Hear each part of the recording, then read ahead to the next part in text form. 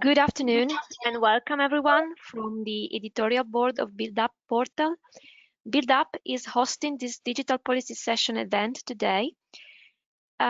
Just a brief explanation of what is BuildUp. BuildUp is a collaborative platform in the field of energy efficiency in buildings. It is an initiative established by the European Commission and currently managed by the Executive Agency for Small and Medium Enterprises. It is continuously updated and it represents one of the key sources of information on the topic of energy efficiency. You can register, become a member of the community, and propose content such as news, events, case studies, results from our projects, and so on.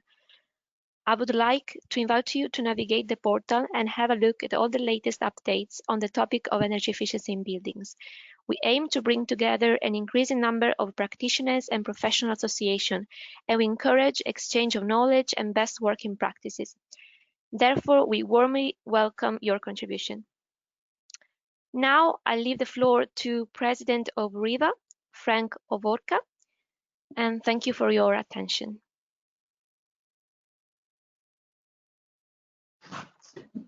Thank you very much, Julia, for the introduction. So I will introduce this session. I'm Frank Ovorka. I'm the RIVA president. RIVA is a federation of 27 national associations of HVAC association throughout Europe, and we are covering around 120,000 members, engineers, and researchers around Europe. So, sorry, I did a mistake. So you see here all the panelists that we will have today. The idea is really to go through how we can think about risk and how we can help finance institutions and investors to use the technical data and to translate it into their financial tools. So you will hear presentations about how we can succeed in such translation, because it's really talking about languages and help the different stakeholders to speak together from their silos and to translate information to other stakeholders. So it's really important then to have in mind that we need to standardize the data transmission and data management, and in order to integrate it into the business models that can be also improve to integrate energy efficiency and sustainability.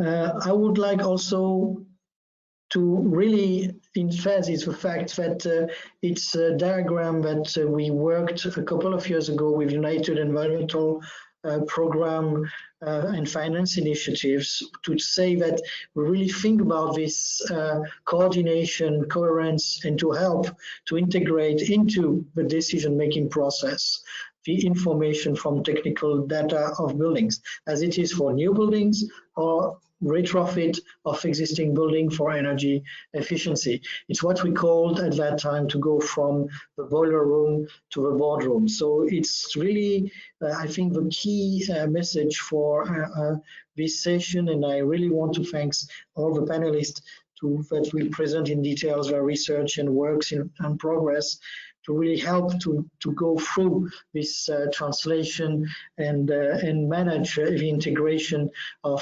sustainability and performance of buildings into the decision-making process and into, of course, the value of buildings or the life cycle and lifespan of buildings, which is also a great matter when we are talking about greenhouse gas emission. We have to talk about lifespan of components and lifespan of buildings. So I hope we will do it right. You can, of course, have your say on the hashtag for the Green Deal, and let's get it right at the first time. I think it's really also very important to invest at the right time, at the right level of efficiency. So thank you again to participate to this webinar, and I will leave the floor for the first panelist. Thank you very much.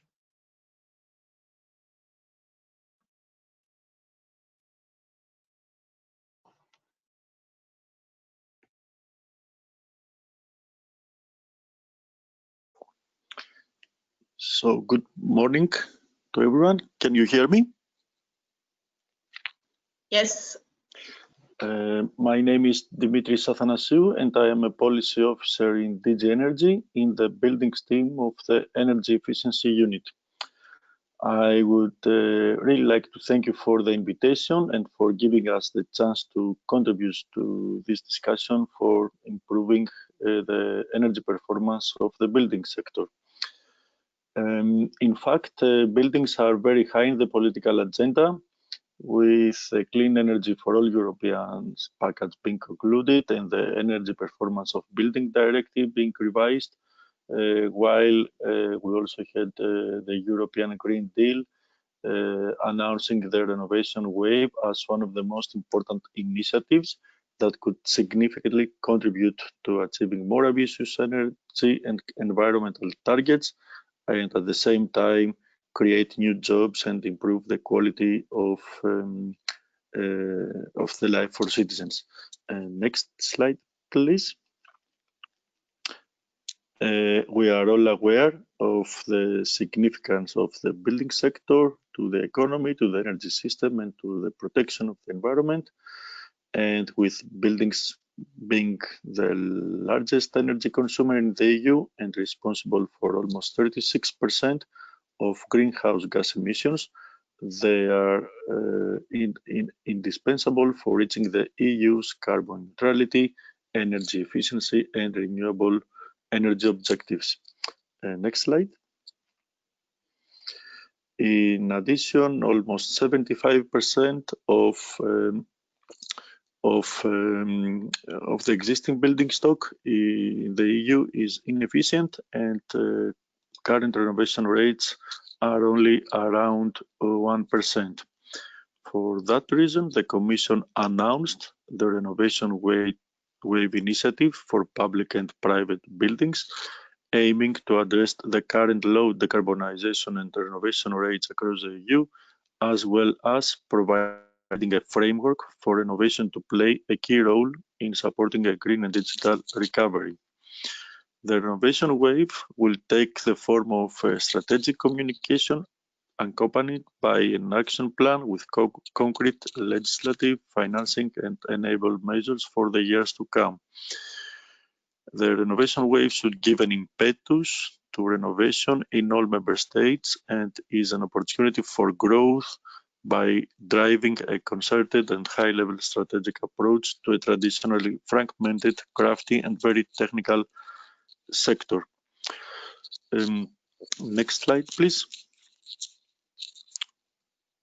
This initiative will help address potential barriers and stimulate faster and quality building renovation across the EU at a much larger scale.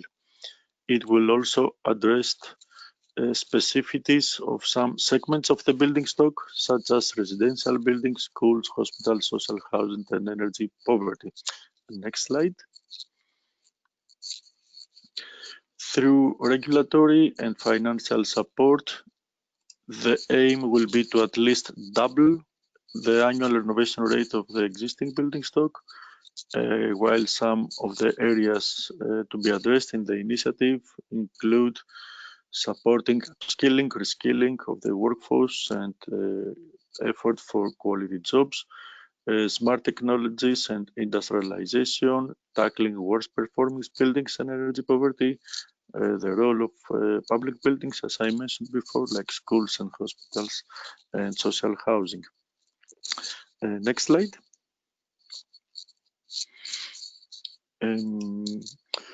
The building elements of the national energy and climate plans and the national long-term renovation strategies in line with the Energy Performance of Building Directive will be the starting point for the policy vision set in the communication of the Renovation Wave initiative. On the basis of these plans and strategies, the communication will analyze the likely gap against the 2030 energy efficiency target and the 2050 climate neutrality objective. For our analysis, we will of course take into account other sources, data, studies, reports, as well as the outcome of an extended stakeholder engagement with several meetings so far, also including an open consultation, which will be open until the 9th of July. And you can see the link below in this slide. We also scheduled a session in the Sustainable Energy Week next, which is scheduled for the 23rd of June. And just to mention that we have already received more than 200 inputs for received as feedback for the publication of the roadmap. We have also published at some point later this month. Next slide, please. It is also important to highlight that building renovation is not just an important for reaching the EU's climate and energy efficiency objectives and improving the quality of citizens' life. It is also essential for the recovery of our economy after the COVID-19 pandemic, as renovations are a major opportunity for growth, for boosting the construction sector, which is largely dominated by local SMEs, but also for the creation of new green jobs, as well as for strengthening Europe's industrial competitiveness. The next generation EU communication, which was part of the recovery plan, highlights that through regulatory and financial support, and please, next slide, if possible.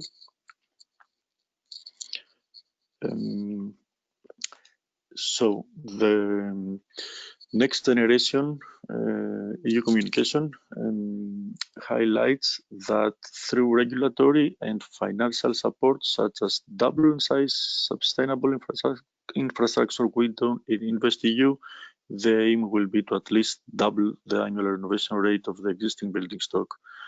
Member states will also be able to use funds from the recovery and the resilience facility for these purposes, and the Commission will further build on these principles and on the finance component of the long-term renovation strategies to develop support mechanisms for building renovations based on an effective use of European funds for project development assistance, grants and financial instruments backed up by an EU guarantee under the InvestEU. Next slide, please.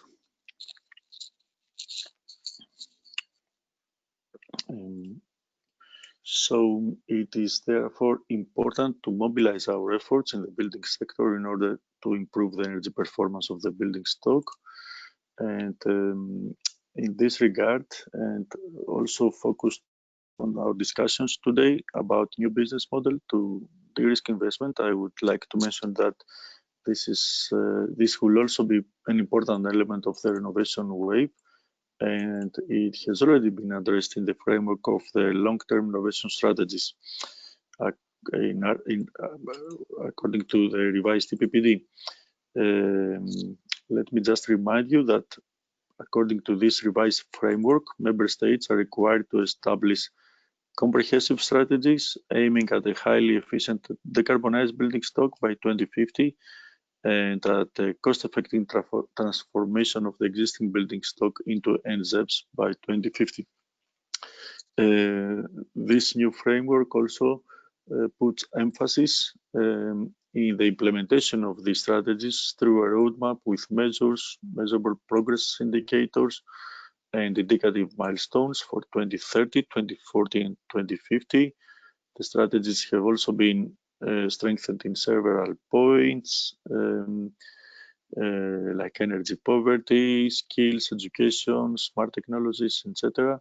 But also, and this is very important, there is a clear financial component there, and which asks member states to facilitate access to appropriate mechanisms and pay attention, among others, to the effective use of public funding the aggregation of projects, and derisking. So far, up to date, only 8 member states have submitted their national strategies, and the deadline was 10th of March. We are expecting more member states to provide the strategies, because this is a very important component for our work, our preparatory work for the renovation wave. It's important input, and we are, of course, understand the situation with the coronavirus and all the problems that might have caused to the administrations, but still we are waiting for member states to submit as soon as possible their strategies. Next slide, please. And this will be my final slide. And by this, I just wanted to mention that in the Commission, we have been working a lot on this financial support through, for example, the Smart Finance for Smart Buildings initiative, which in close cooperation with the European Investment Bank and member states, of course, aims to support the development of flexible and energy efficiency financing platforms at national level to make more attractive financing options available on the market. This initiative encourages the more effective use of public funds. One of the main objectives of the initiative is also to help aggregation and assistance with project development. And finally, it's also about making energy efficiency investments more trusted and attractive for project promoters, financiers, and investors by providing them as access to market evidence and performance track record. For example, I could mention the DEEP platform, the Derisking energy efficiency platform, which is an open source database for energy efficiency investments. Energy efficiency investments, but also it's about monitoring and benchmarking. With this platform, we aim of de-risking investments and by providing the data in this platform, the intention is to help project developers and investors to better assess the risks and benefits of energy efficiency investments. So, as I mentioned, and I would like to thank you for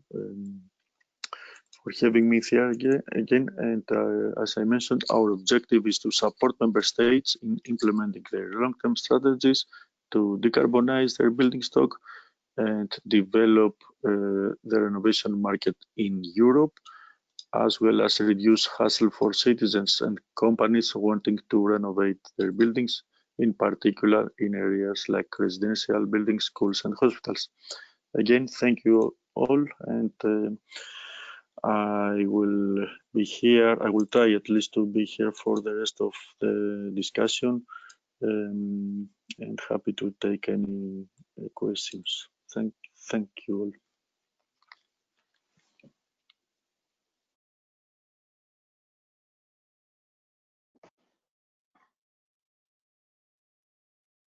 Well, thank you very much, Dimitri, for this presentation, which is an excellent introduction to the rest of the discussions, which will be a full explanation on what can be done to improve energy efficiency in buildings in particular. I'm happy to be the moderator of the first panel. My name is Valérie Pleine-Maison.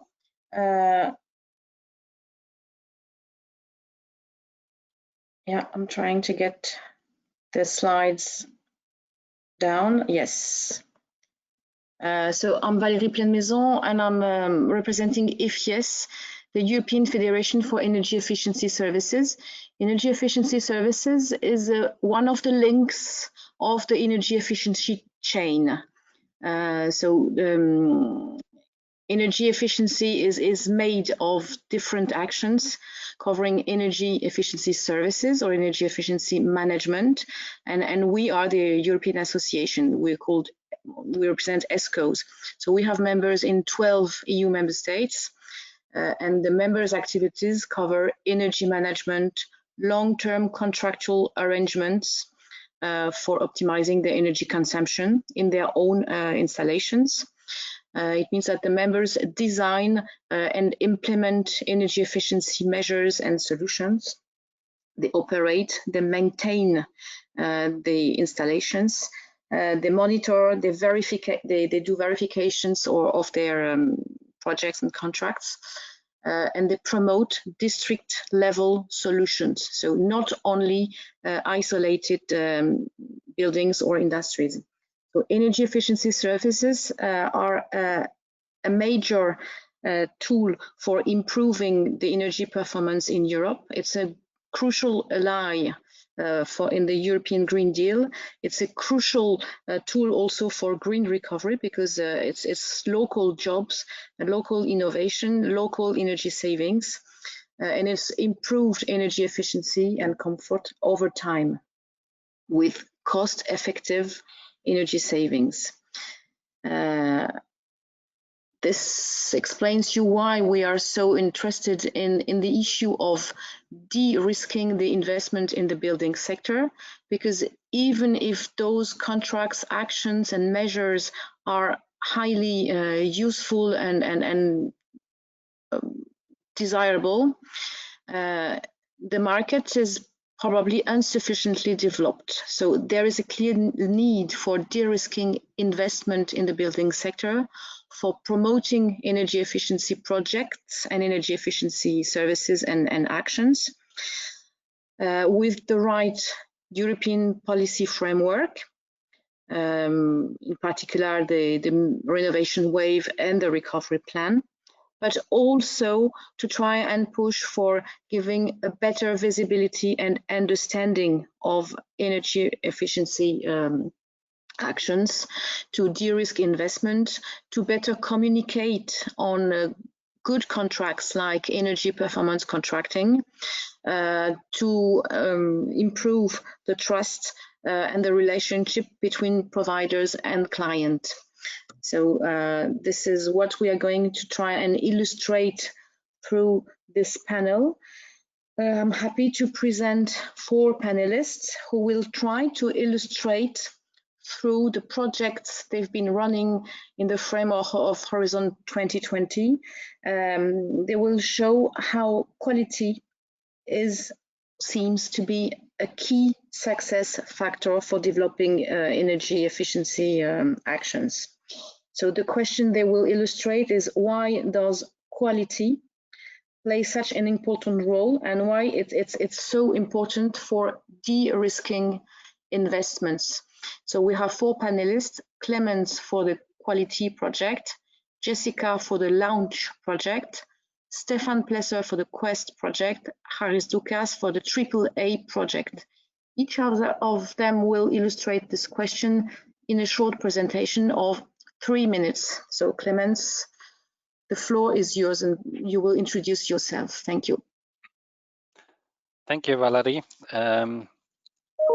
Yeah, 3 minutes are very short. I tried to give an answer to this question today already in another webinar, and it took me 20 minutes to cover a few of the aspects. But generally speaking, I think risk mitigation, we are talking about de-risking investment. So always risk mitigation is related to trust.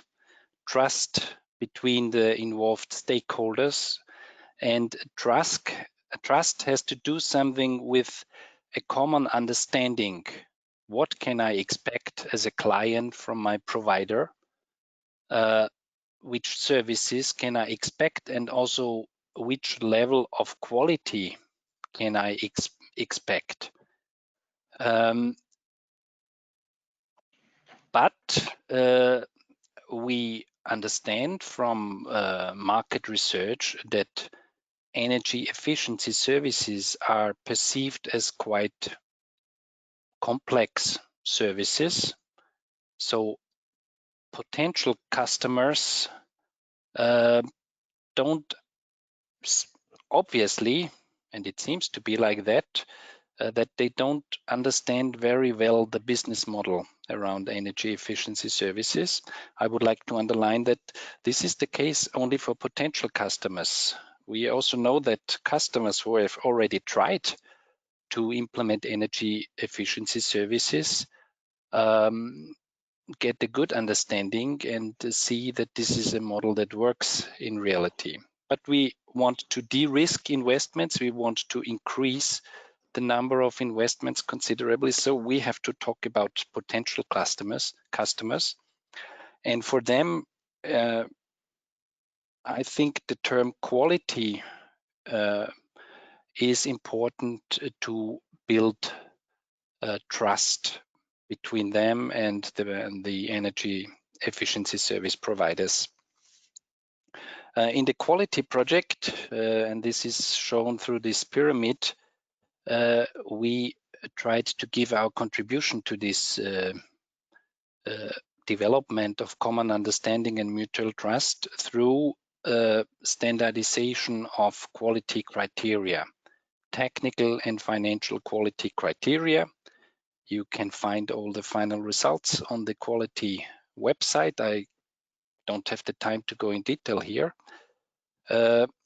What is important to understand here is that there are different layers of quality, and different stakeholders have different information needs and different understanding of quality. For example, in the relationship between the client and the ES provider, it will be mainly a well-functioning facility. So there we have technical quality criteria that are the most important, whereas for a financing institution, for them it's important to understand how value is generated and in a project and how this value is secured. So we have different layers of quality. We need to take this into account. And the final point, if we define quality, then we can also start thinking of quality assurance schemes. So tools that help clients to get a neutral and independent confirmation that a certain level of quality is actually delivered. And this will be an additional contribution to overcome investment barriers, in our opinion, and from the experiences we have gathered during the quality project. So much as an introduction from my side. Thank you very much, Clemens. Now we have Jessica Stromberg from the Launch project, and she will explain the vision and the usefulness of the Launch project with regard to quality. Thank you. Hi, Jessica. Lovely to be here, and hopefully you don't hear too much noise behind me because I'm in the middle of a building site. So thank you for having us. I would agree that quality is really the basis upon which you build trust within the industry. That goes toward the actual clients, the financial funds, and indeed even between providers. So in our project, we really call this standardization, and the standards, of course, need to be at a level which is acceptable for the entire value chain. So the Launch project looks to support with the processing, development, and standardization of projects in order to allow them to become to be financed in the first place, to be aggregated and bundled, and then sold on eventually as bundles of projects to really bring more liquidity into the markets and increase the amount of financing and the range of financing types which are available. So three of the pieces of collateral that we work on doing this is the standardized energy performance contract and risk assessment protocol designed for energy performance contracting, which has been reviewed by some 17 financial funds and banks. I should add that within the group, we have Enersafe Capital and BNP Paribas, both of which are financial entities. We also have TNO, which is a research group, and NEG, which is an ESCO and keeps us all real, flagging when we're asking him to do something impossible. So we're looking at the contracting, we're looking at the standardization of how the risk of projects are reviewed, both by the contractor and by the fund, creating a standardized value proposition and sales template, and a standardized way of quantifying the financial value of projects for financial funds. So in all of that, what you're really seeing is that creating a base of quality, high performance, trust within the industry, and translating that into documentation which is appropriate and has been reviewed by all parties, lays the basis for further development and further the growth of the market itself. So very happy to be part of this discussion, and this is where we are now. At this point, we are piloting. These have been reviewed by the financial funds and the banks, and we are piloting them in the markets with project developers. Thank you. Thank you very much, Jessica. Our next speaker will be Stefan from the Quest project. So please, Stefan Plesser, introduce yourself and the floor is yours for explaining what about quality and the Quest project. Thank you very much, Valerie. My name is Stefan Plesser. I'm coordinator of the Quest project. And the Quest project actually really picks up on the issues that have been mentioned before in the two presentations, because we seem to agree that quality of project is really important to de-risk projects. And to get quality into those projects, to de-risk them, we need quality management to make this actually happen, to achieve quality. Basically is to get what you pay for. But to get this, this is not just an issue of technology, it's an issue of services. You need services to achieve good quality. And Clemens has already described them. You need to describe the services exactly to get them into your projects. What we unfortunately see is that we have those two worlds of technology, engineering, and the, let's say, the money, the financial world. And it's very difficult to explain what quality management actually is for buildings and building technology. So far, in many ways, quality, the value of quality is, well, it's a claim. We think it is important, but it's quite difficult to prove the actual added value of quality management. Of course, it makes sense somehow, but really to put it into numbers and say, okay, this is the quality management service that we provide, and this is the added value that you can expect from this service. That is quite difficult. And we saw in Franco Walker's slides, this point of decision making, and this is really important. We have to enable investors to see whether they should invest into quality management services. And this is actually what Quest is targeting at. We want to create a methodology to evaluate the added value of quality management services. So this is what we are working on. We are working with technology companies, we are working with financial companies, banks, etc., because we want to have trust in our methodology to ensure that the evaluation of quality management services is actually an added value to the industry and helps to improve investments into quality management services for buildings. Thank you. Thanks a lot, Stefan. Now our fourth presentation and speaker, Haris Doukas, please, from AAA project. Haris Doukas, the floor is yours. Please introduce yourself as well. Hello, thank you very much for this invitation in this web event. And I'm Haris Doukas. I'm an associate professor at the Energy Policy Unit of the National Technical University of Athens that coordinates the AAA project.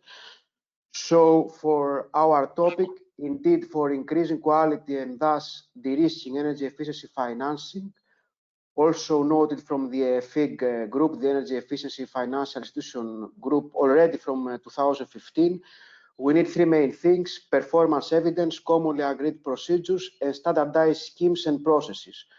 So that is what we are trying to do with our AAA project at an early stage and at the first stages of energy efficiency projects development. So in particular, within AAA, we aim to enhance investors' capacity building by providing well-established and updated tools while we pave the way for fostering energy efficiency investments at an early stage. How?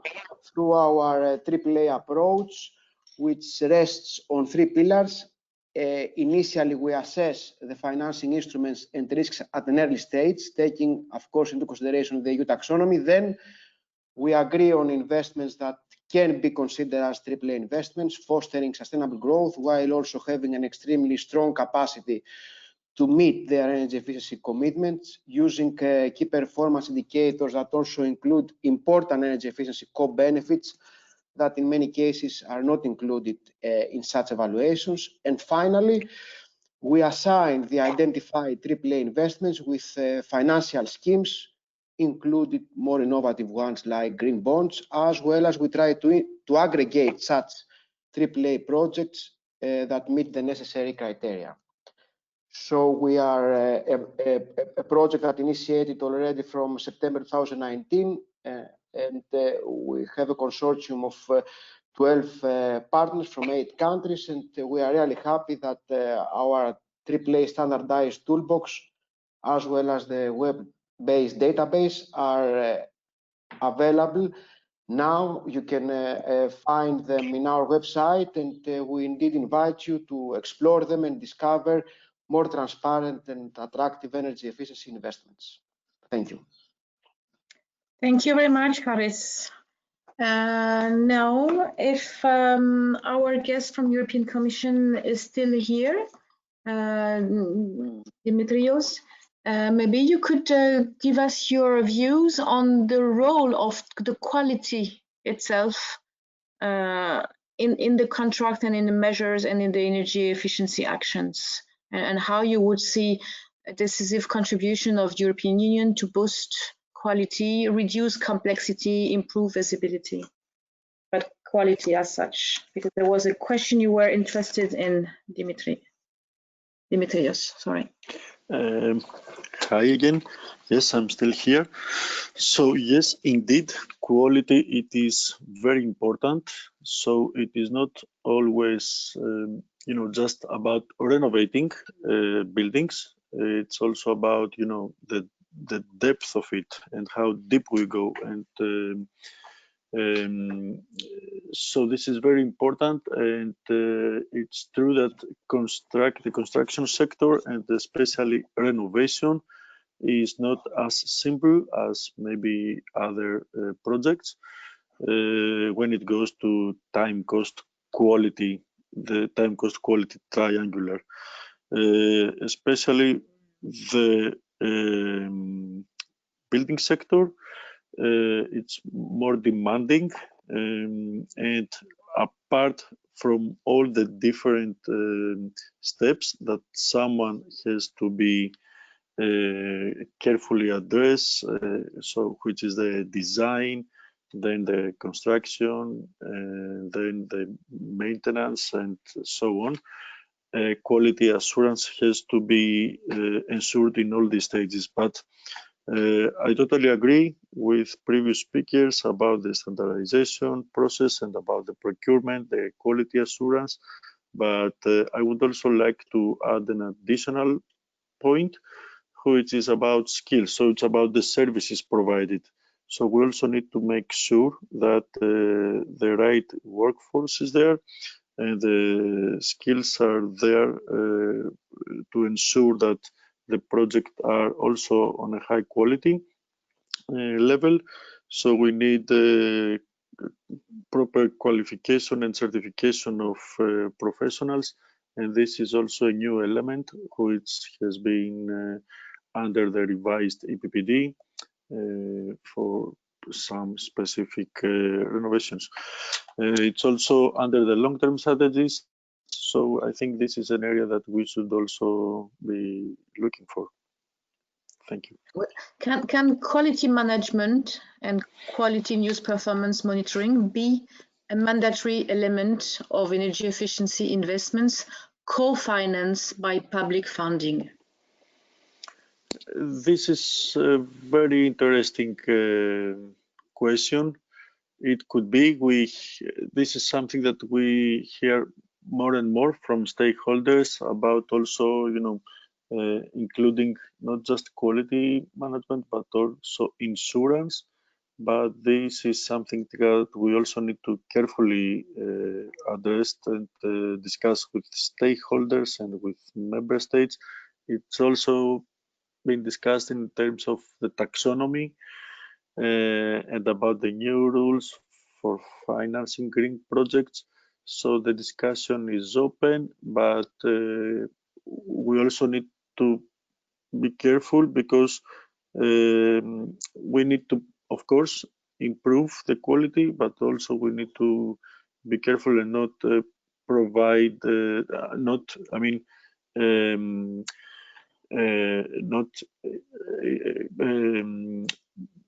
have more barriers to the renovation process. But this is something that it could significantly improve projects, and it could also be the case for big projects in the beginning. I'm happy to follow the discussion on this. Okay, thank you very much. Another question for the panelists, unless we have one from the audience, which I don't see. What are the main takeaways and feedback that you gathered so far from the projects you've been developing or from the investors to implement the tools you developed to de-risk? So what are your main takeaways in the project that you would like to highlight here briefly? The four of you. Jessica? I'll just jump in and be very brief. I think from the investors' side, it's a real hunger for this type of collateral to be developed for them to use with project developers, because they see a lot of their financing opportunities undermined by things that are quality related, that are standards related, that could have been mitigated and fixed if they had been understood by the developer side earlier in the process. So on their side, they're very involved and they've been very, very helpful. On the developer side, what we've really seen is a deep need for a willingness and an interest to use standardized collateral, because they understand that that helps them with their project development, but a real need to have training available, be able to experiment, learn, etc. So there's quite a steep learning curve there for many members of that group, but a real willingness to engage, but definitely a gap. And also a gap on the financial side to need to better understand smaller players. But a good starting point has a very high interest level in the work itself. Okay, thank you. Another reaction? Yes, I could add a bit here. One of the main takeaways, I mean, it was a 3 years project, so there are a lot of takeaways, but two things come to my mind. At first, if we talk about energy efficiency service markets, these are very local markets, and therefore common understanding is built at the local level. We simply see that from the quality project, we see that the schemes that have been developed for quality assurance are quite different in different countries.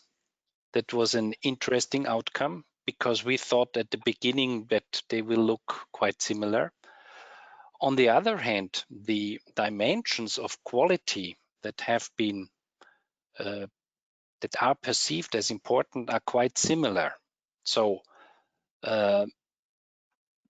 quality as such seems to be easily harmonizable, if this is an English word. So you can harmonize quality as such, but the institutional framework to ensure the achievement of quality seems to be quite different depending on the local customs or the local standards and how business is done in different countries. So this is, I think, I thought a bit about your question, Valerie, but this is something that came to my mind, and to keep this in your attention if we talk about these issues and on a European level. Thank you, Clemens. Stefan, I would like to add from the point of view from the Quest project. There's a German word that says it's a heavy board to drill through, and this is what we're doing. But we're doing it for quite a while, and I think by now we are getting successful because we see more and more that the challenges for buildings are becoming bigger and bigger. The tasks of sustainability, energy efficiency, indoor environmental qualities, and the economic aspects are more and more are increasing, and we have different approaches to handle this with all kinds of certificates and ways to ensure this. But there are still doubts. There are doubts that we actually deliver good buildings, and this is of course a real big problem. We do have heavy investments into buildings. Buildings are not cheap. We have to invest into sustainability and into energy efficiency, and if we do not get what we pay for, we have a huge problem, and we waste opportunities for the next 30 years with each retrofit that does not perform. So it really is important to explain what the added value is of quality management, and at the same time making sure that those services actually do deliver. And quality management services are quite sensitive. So it's really important that we have those projects here, and that we prove this added value of those services. Chris, any? Yeah, I mean, it's clear that we need to foster investments, multiply them for achieving not only the targets, but also the renovation rates from 0.3 to 3%. So what we can say from our point of view is that we need to enhance even small scale projects, because if we are discussing about mainstreaming energy efficiency, we need to engage also consumers within such investments. So we need transparent, easily understood, quick, but also valid methodologies. And thus, quality is very important. And I would like to note that only 1/3 of the energy efficiency projects in buildings have a third-party verification system. And in my point of view, this should be something that we should lay emphasis, because it's important to reduce due diligence costs, to speed underwriting, and allow for the ability to distribute quality assurance costs to the market. Thank you, Haris. That leads me to a very last question to our guest of DG Energy. You mentioned small-scale project, which is a point of concern to all of us. Also, transaction costs, which should not be too high for them. With also another problem, which is that energy efficiency-based criteria by banks do not allow anything else. I mean, they are not considered enough by banks, which mostly use creditworthiness criteria, which is business as usual process. So there is a need for addressing the need for leveraging small scale projects, either with aggregation tools or with any other tools based on EU funds. So this is a question for Dimitrios. How do you see possible promotion of small scale projects, considering their importance in EU for getting results at EU level, and considering the difficulties they pose in development?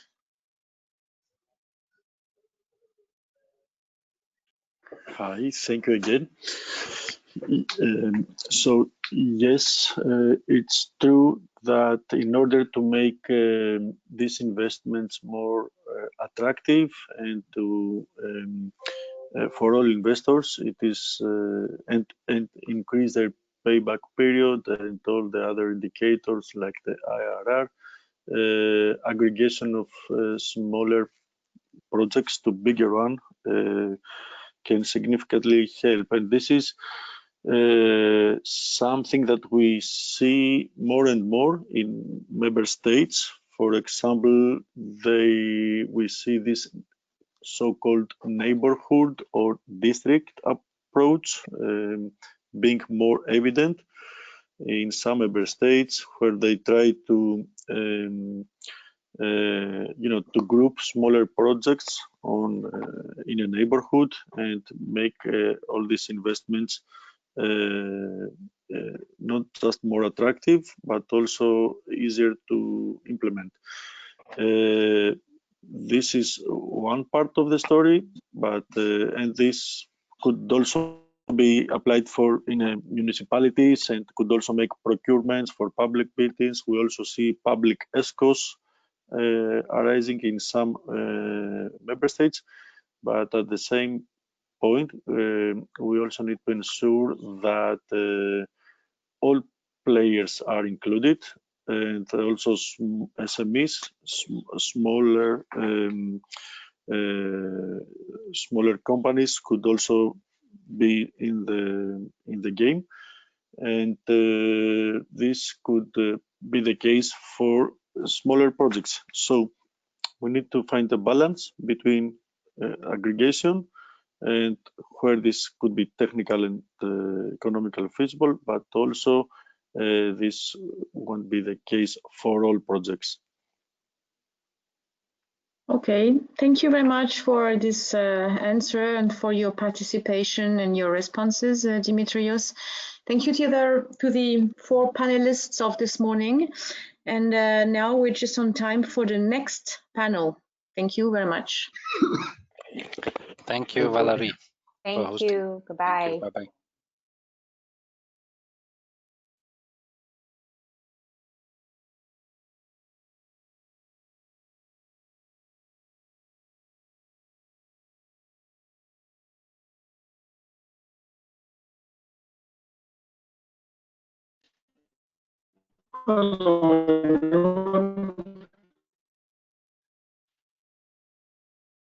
Welcome to the second panel debate, the discussion. We will continue most of the discussion. In the second panel, you'll see representatives from the Sensei, and the Institute for Energy and Climate Policy, and I'm also the coordinator of Sensei. So I would like to hereby start inviting the panelists and introduce them. So everyone, please join and feel free to turn on your webcams as well. So like Dimitri mentioned that the participating projects enhance, someone should be muted. I think there's a bit of background. So the participating projects enhance energy performance contracting models. They introduce pay for performance schemes. They monetize the value of energy efficiency and enable a user-centered performance methodologies.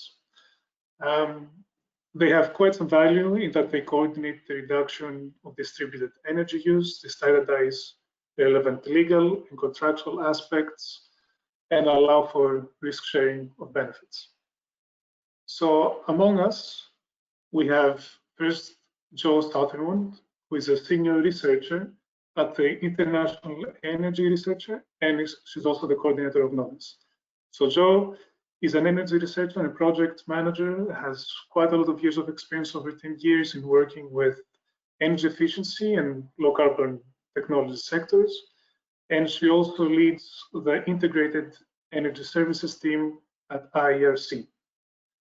We also have Simona Doca, who is who's a project manager and researcher at Huigen and the coordinator of 4 Horizon projects. She holds a master in architecture and a PhD in technology and innovation for the built environment, obtained from the Department of Energy at Polytechnic of Torino and the Lawrence Berkeley National Laboratory in California, where she was also a postdoc affiliate. We also have with us Csaba Dicicki, who is the chairman of EnerSafe Capital and representing Launch. He runs a UK-based sustainability-focused investment boutique named GK & Co Limited, and also as the chairman of EnerSafe Capital. He has also been in the board of directors of Credit Ansel Securities, interesting story of the company, by the way, and is also a founding member of the Budapest Stock Exchange. We also have with us Sotiris Papadelis. I don't see him yet with a webcam, but I hope that the mic is turned on and working. Who is the director of Hibs Intelligence and actually the initiator of the Sensei project, and has over 14 years of experience in consulting and research and development projects. He also holds a master in mechanical engineering from the National Technical University of Athens. So this is the panel. Welcome, everyone. Nice to see you. Slide change. Well, I hope the slide has changed on your sides. Good. I'd like to start with asking you for a brief introduction to your project. So basically to just describe your project in one sentence. And I would like to start with Novice, so give the floor to Jo. Thank you very much, Philippos, and thank you for the introduction. Great to be here this morning. Novice in one sentence, tricky to summarize a 3-year project in one sentence, but I'll give it a try. So Novice aimed to improve the business case for energy efficient building refurbishments by enhancing the energy performance contracting business model. And we tried to do this through combining revenues from energy efficiency, so the typical savings that you see on your energy bill when you undergo energy efficient renovations, combining that with revenues from demand side response. And by that, I mean providing the flexibility opportunities that you have in a typical building, providing those flexibility opportunities to the grid as a service and receiving a revenue stream from that. So that's in a nutshell what Novice was looking at for 3 years. Thank you, John. Let's proceed with Simona. Simona, would you like to introduce USERT?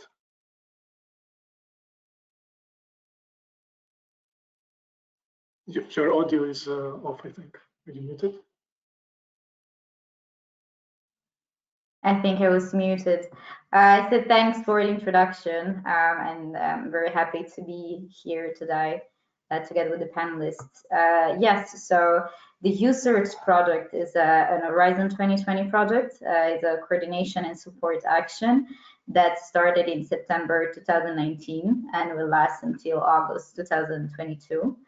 So the main aim of USERT is to introduce a next generation of user-centered energy performance assessment and certification schemes to value buildings in a holistic and cost-effective manner. If I would say which is the aim of USERT in a nutshell, I think we could say that we are aiming at strengthening and the actual implementation of the energy performance of building directive by providing and applying insights from a user perspective and trying to create a sort of level playing field for sharing implementation experiences from all the stakeholders involved in the energy performance of building standards, together, for instance, with the smart readiness indicator. And this is facilitated by a new developed center, which is called the Energy Performance of Building Center, so the EPB Center. Thank you, Simone. Then let's move to Csaba, who please introduce the launch. We heard it before, but in your own words, perhaps. Thank you, Philippos, for having me. In a nutshell, what is important at launch is that like-minded partners are working together to find innovative solutions to aggregate generally smaller energy-saving solutions into investment products suitable for the institutional investor's logic, which is size and liquidity. And being an investment banker, I like to have products which are practical, which at the end of the day we can sell to investors. And basically there's a lot of money out there.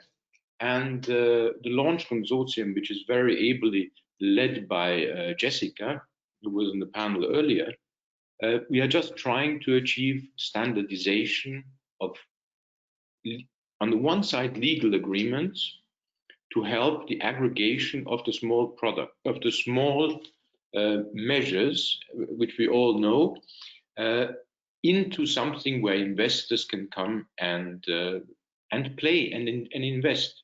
And the pool is growing by every day. And I think that we are at the key junction of making this happen. And alluding to what was talked earlier, the quality problem, the contract, which we have been spearheading alongside BNP Paribas, who have been extremely helpful and useful in putting this whole thing together. Actually, the as-a-service aspect brings an alignment to the quality issue, because it gives the opportunity not to pay if the quality is not there. And that's going to keep the practitioner on his toes to deliver the right thing. At the same time, the other side can, if he doesn't pay, one can turn the service off. So I think that that's what we've been trying to achieve. Thank you, Csaba. Also, this last part ties very well with what Sensei is doing. So, Soti, would you please quickly introduce Sensei? Yeah, of course. Sensei is a coordination and support action, has started in September 19. Sensei tries to do two things at the same time. The first is to bring the concept of pay for performance from some small pilots in the US, now in Europe. Pay for performance as a concept means that you try to coordinate the different actors, different participants in the value chain for energy efficiency retrofits based on what you have defined as performance targets, and then having financial exchanges based on how someone over or underperforms. And then the second thing that we want to do is to say, okay, we have this tool, pay for performance. Let's see if we can use it so that to provide incentives for energy efficiency measures to be aligned with the specific demands of the energy grid at specific regions and specific countries.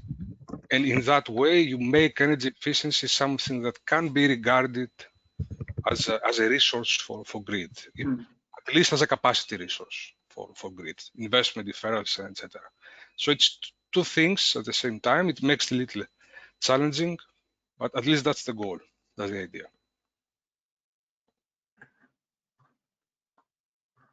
Great, thanks, Sophie. So I would also like at this moment to open up the questions to the audience. So please feel free to start typing any questions you have. And we will be continuing with a dialogue based on a couple of key points that are relevant to all of these projects. So the first thing that I would like to bring forth are essentially the relations between the various parties in the value chain, the business models that are put forth, and also a bit about energy performance contracting as a theme that runs across almost all projects. So I would like to start first with Nobis, and essentially, Joe, invite your view on this thing: value chains, business models, and contracting.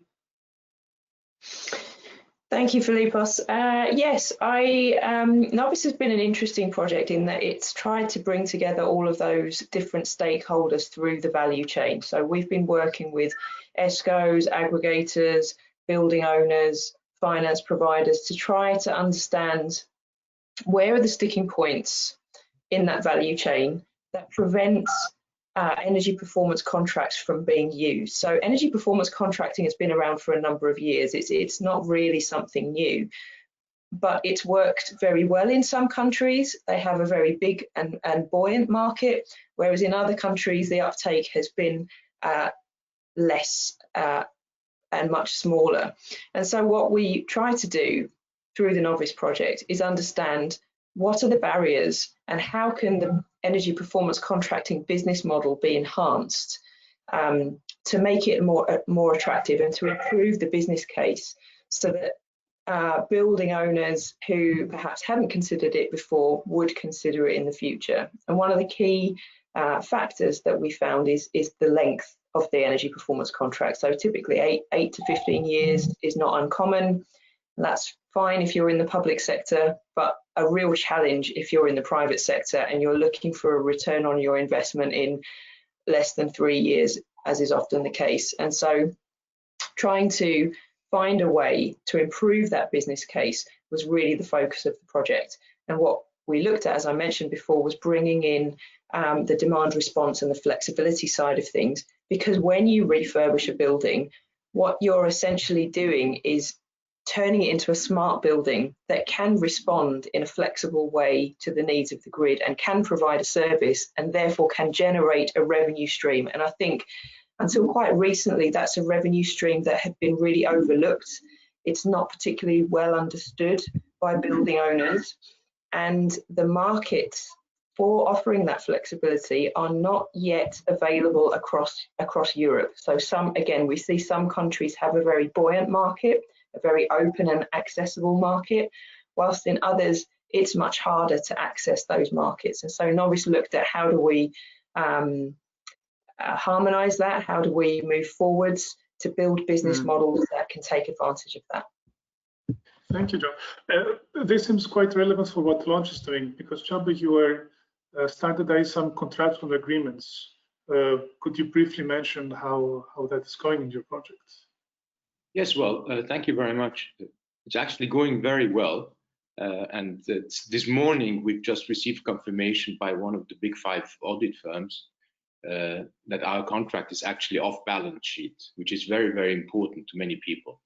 And it's a confirmation of 1 year's work.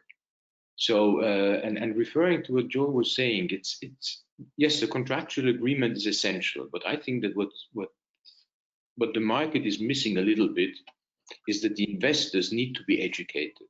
Now, if we are going to bring to them complex measures while doing a whole house into a smart building, they're going to say, "Oh, I don't understand that." The guys are coming out of economic schooling and not of technological schooling. So if we start off by something easy, like when you go horse riding, you're not going to jump a fence of 2 meters, but you're going to start with 45 centimeters and you're going to grow. So I think we need to educate the investors and giving them measures which they understand, with horizons which are not too long, that they get educated, that they take to the whole thing, that they know that the contracts behind it are standardized and are reliable. And I think the standardized contract is one of the big tools of unlashing this, because you can suddenly scale things which would be coming from various countries, various credit standards, into one capital market product. I hope this sort of gives you a feel of where we are with the contract. Thanks, John. So I would like now to turn to Sotiris, because at Sensei there are these negotiation games that are running. So I want a bit your view on how do the various parties, how can they come together? Okay, the negotiation game in Sensei is an idea that says, how do you build a business model in practice? Through trial and error.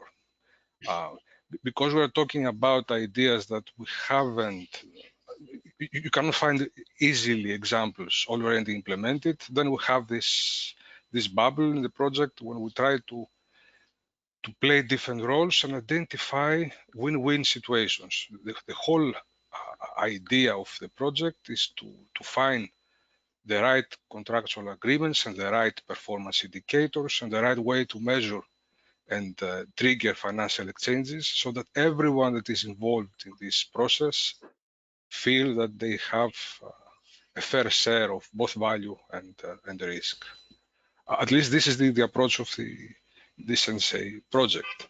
The main reason behind this is that anytime you say that I'm thinking about energy efficiency as something that one way or another can compete with supply side sources in terms of capacity markets, etc., then you need to have the same, to be able to provide the same rigid guarantees.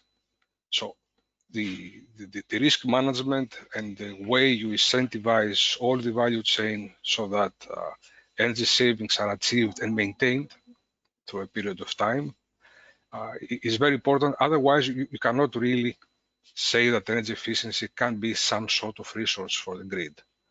And the idea of Sensei is that as soon as you have implemented a project in such a way that could be compatible in terms of risk management and guarantees with supply side resources.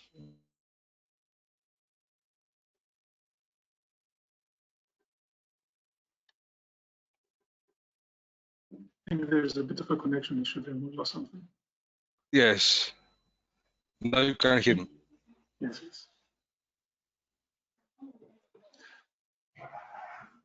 What do you mean? I think there's a bit of a lag. Okay, let's continue. So I would also like to ask Simona, what is the approach of UCERT when it comes to the various parties in the value chain? I know that you have a tool that's being built. Is that something that's relevant for well, essentially contracting and business models?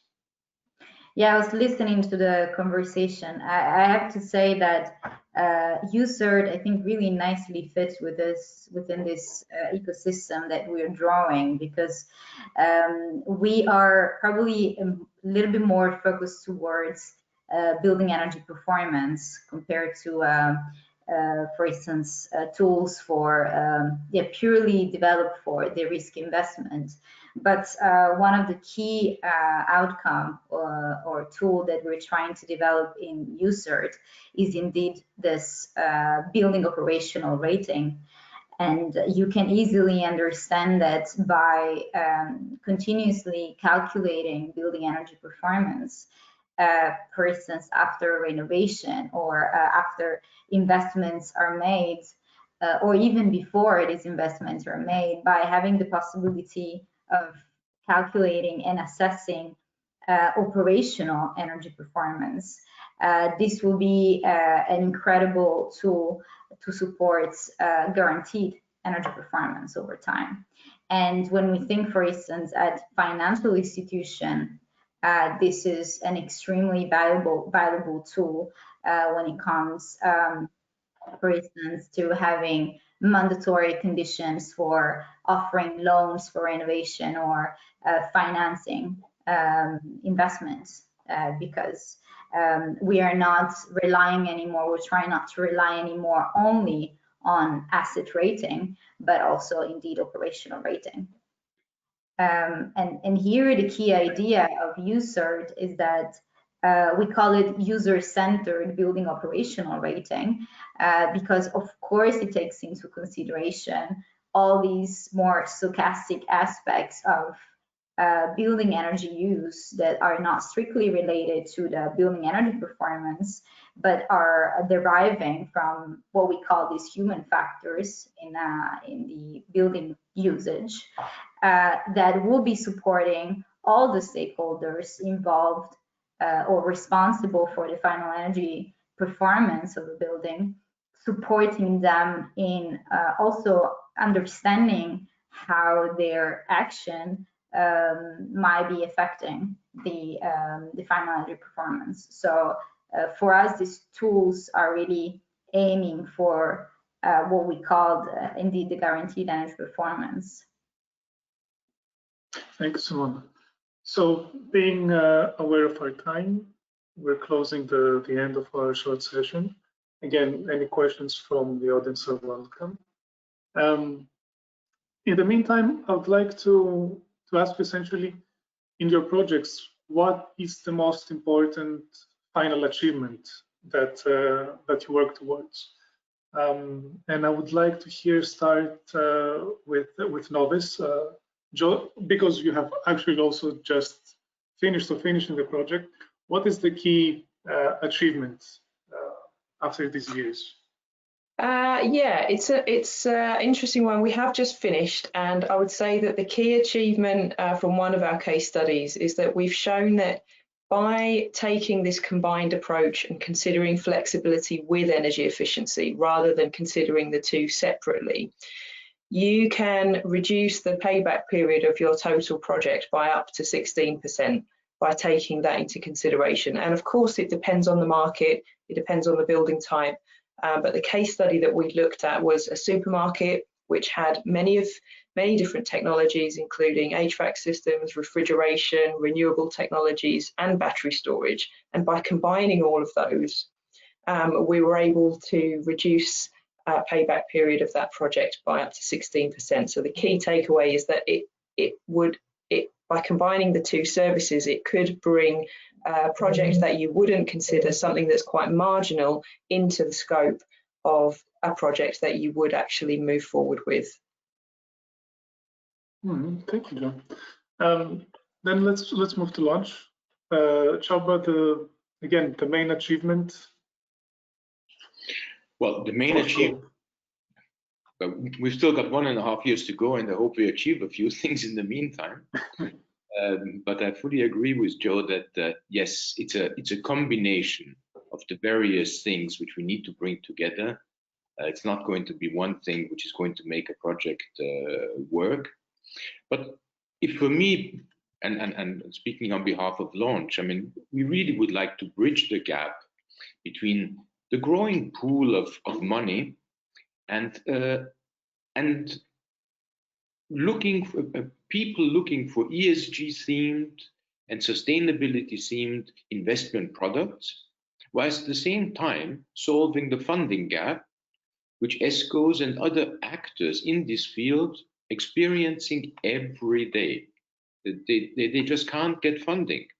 At the same time, we would like to create jobs, engage in the energy transition in this post-COVID-19 world, and just once we are done with this, have a tool or have a set of tools that practitioners can use, are educated in using, and just make better products at the end of the day to reduce CO2 emissions. Thank you, Csaba. So let's also continue with UCERT. Again, the one important achievement for the project, and perhaps after the end of it. Yeah, I think, well, UCERT is just in the first year of the duration. So I think the biggest results are still foreseen. But I think one of the key results so far is that we already seen that by applying this operational rating approach, we realize how many barriers there were before also at a national level when calculating energy performance or generating energy performance certificates, that were not only barriers that would create a substantial gap between operation and asset rating, between national standard and European standards, but also within the building level. So if we were thinking of using the value of energy performance certificate contracting at the European level, we realize how many levels of and steps we need to take before arriving to a final closure for this gap. So definitely we are seeing the value of applying this operational rating. And if I can add something else, for us, the importance of running this Horizon 2020 project is also to get connected with, for instance, projects like this one in this panel, but also within the project that we're running within the organization, and really try to connect the results. That's for us the most important lesson so far, when we see that we could really connect with incredible results from previous projects, for instance, our Mobistel project, Triple Amino project, and really having the lesson learned brought to the next level, and really try to develop something new. So that's also our lesson learned. Thank you so much. Sorry about the airplane noise.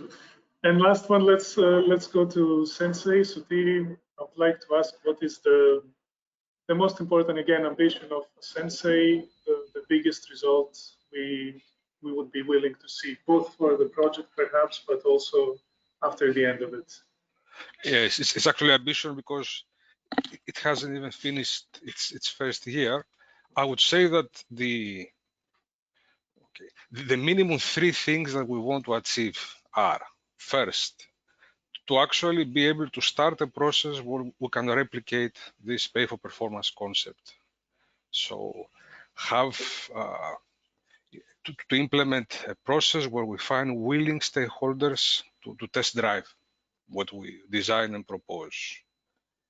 Second thing that actually fits to the first is a set of guidelines and contractual arrangements of how this could actually work in practice.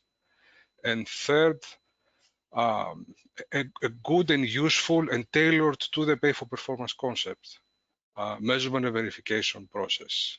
And we have started doing a lot of work in this, because there are a lot of already existing ideas in terms of measurement and verification and automated measurement and verification processes. But we feel that they lack both in terms of how they quantify uncertainty and also the flexibility in which different performance indicators can find their way into the framework. So at least these 3 things, if we get to achieve, I would be happy. Great, thank you, Sudhir. So with this, I would like to close our second session. Thank you all for your time, to the panelists, and also thank you to the attendees for joining and paying attention. I hope we have offered something useful to you. And of course, feel free to contact the project for synergies and anything else that you find of interest. Now I'd like to give the floor. Yes, will be Mari speaking from DWS with the closing remarks. Thank you, Philippos. Thank you very much, Philippos, and thank you everyone for your speech and your work on energy efficiency. I think all of us here are the stakeholders that will make the renovation wave a success. I work with DWS, a major institutional investor. We manage about 700 billion euros on behalf of institutional and individual retail clients. And I'm going to just briefly describe some of the ways that investors approach energy efficiency and give it a reflection on today's presentations from everyone.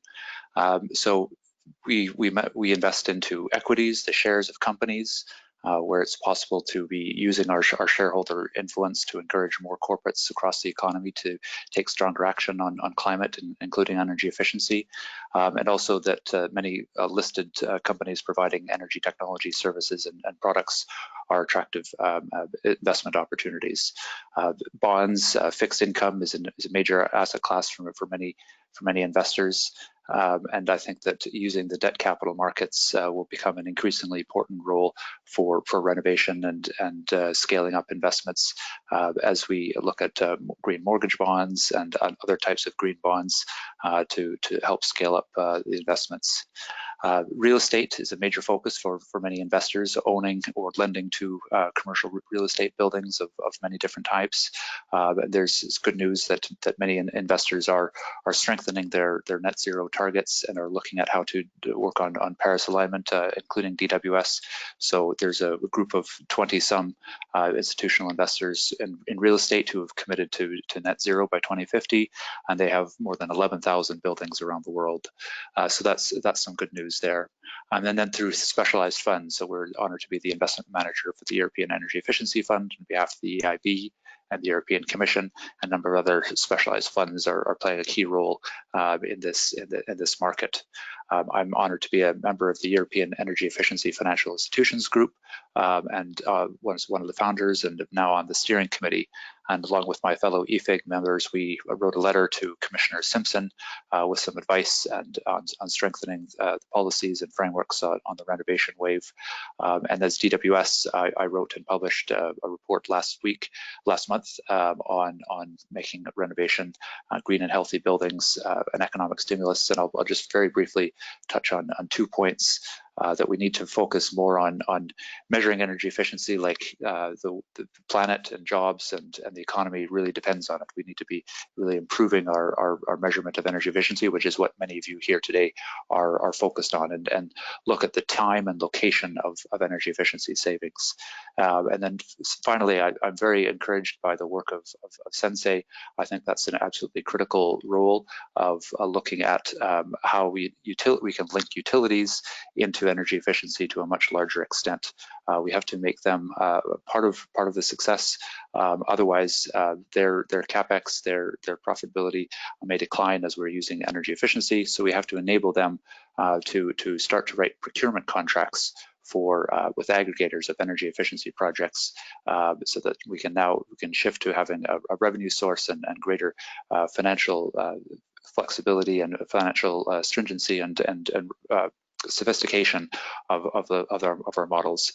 So I want to thank everyone here and the BuildUp team and the European Commission and all of the Horizon 2020 projects. I think bringing them all together, scaling them up and rolling them out will be key to making the renovation wave a success. So those are just some closing final remarks, and thank you to Frank for allowing me to step in to provide those comments, and happy to be in touch with you after the event so that we can look for opportunities for collaboration.